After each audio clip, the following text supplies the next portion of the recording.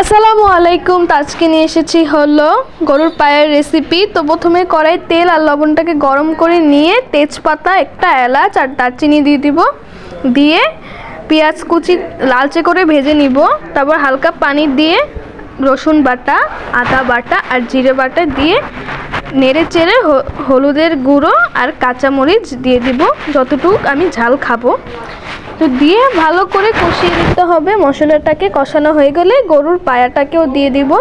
গরুর পায়াটা টাইম নিয়ে, অনেক সময় নিয়ে কষাতে হবে। তো কষানো হয়ে গেলে পানি দিয়ে দিব, যতটুকু আপনি ঝোল রাখতে চান ততটুকু পানি দিতে পারেন। তো 4 দিন লাগিয়ে জাল করতে হবে। তো লাস্টের দিন এভাবে খাওয়ার আগ মুহূর্তে বাগার দিয়ে সুন্দর করে গরম মশলা দিয়ে দিবেন, গরম মশলার গুঁড়ো ছিটিয়ে তো লাস্টে বাগার দিয়ে সুন্দর করে পরিবেশন করে ফেলুন গরুর পায়ার নেহারি। তো আমাদের ভিডিওটা যদি ভালো লাগে অবশ্যই লাইক, কমেন্ট, শেয়ার করে পাশে থাকবেন। ফলো দিতে ভুলবেন না। আল্লাহ হাফেজ।